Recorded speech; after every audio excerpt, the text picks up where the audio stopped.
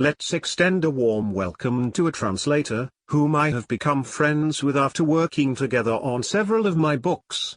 Not that he needed any help from me. Smile. What is your name?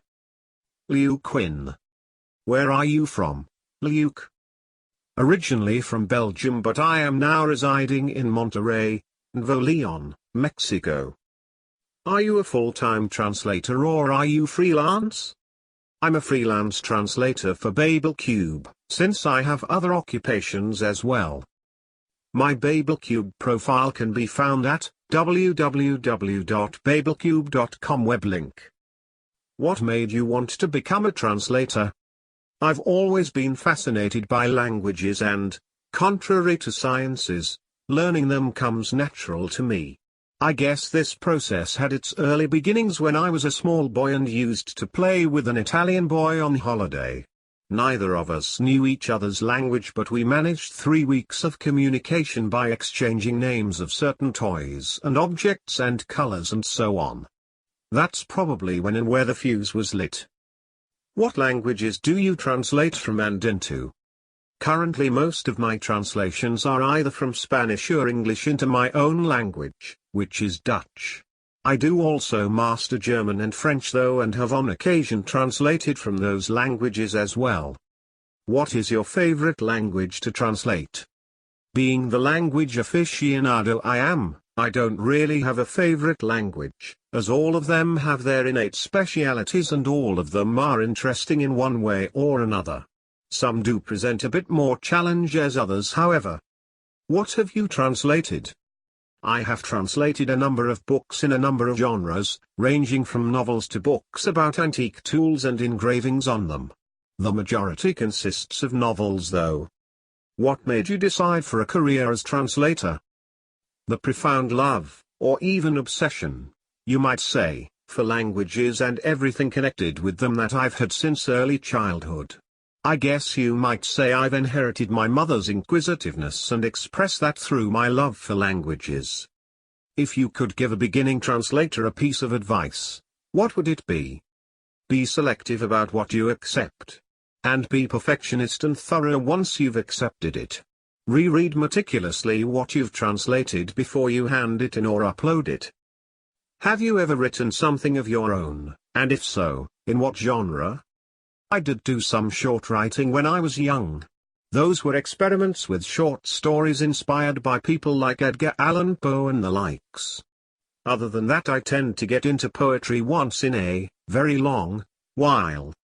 Tea or coffee? I like both in their own way, with a preference for coffee. What is your favorite foreign food? Well, although it's technically not really foreign food anymore as such, pizza is among the top 5 here. I also like moussaka a lot, which is a Greek dish, or the tagine and couscous from North Africa. I'm quite partial to Oriental food as well, but steer clear from anything spicy. Either, depending on the moment. Wine or beer or pop? Wine with food, but otherwise, beer. Never pop. Where would you like to visit? Anywhere I haven't been yet. Smile. Favorite musical artist? Do you listen to music when you write? What? My taste in music is very extensive and depends on the moment. While working, I tend to prefer music without lyrics so I can concentrate on what I'm doing. That would mostly be either classical or soundtracks, which are a kind of classical in their own way, I think. What makes you laugh? British humor mostly. And the innocence of kids and animals. Favorite work of art or sculpture? One of my favorite works of art is The Grieving Parents, a pair of statues at the German Soldaten Friedhof in Vladislau, in the province of West Flanders, Belgium. These have always impacted me, without being able exactly to put my finger on the precise reason for that. Maybe because being a parent myself, I wouldn't want to be in the kind of situation the parents of the lost generation found themselves in. Apart from that, I also like Michelangelo. As far as painters go, there are a few, such as Anton Pike, Escher, and Remport Vliet. How old were you when you started writing?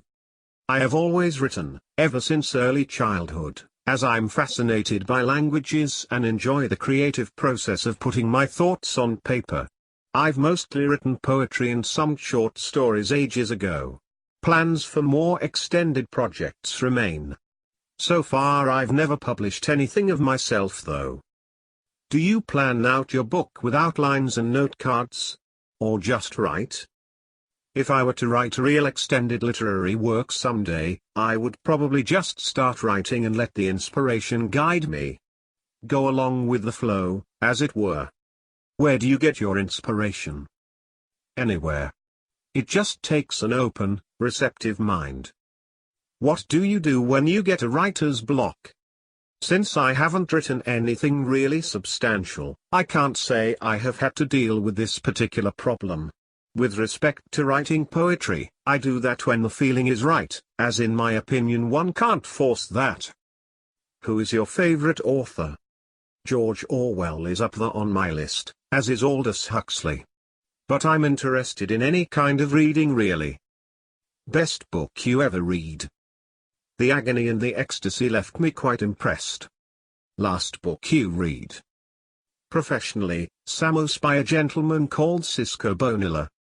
Privately, Rudyard Kipling's Jungle Book, again. What would you do for a living if you weren't a translator? Without a doubt something else involving languages. Who is the one person who has influenced your personal life the most and why? Probably myself, for better or worse, because of the decisions I made throughout. If you could sit down and have a conversation with one person, living or dead, real or fictional, who would it be and why? Mahatma Gandhi. I've always admired him. What advice would you give someone who aspired to be a translator? Be obsessive about it, and perfectionist. Anything less is not acceptable.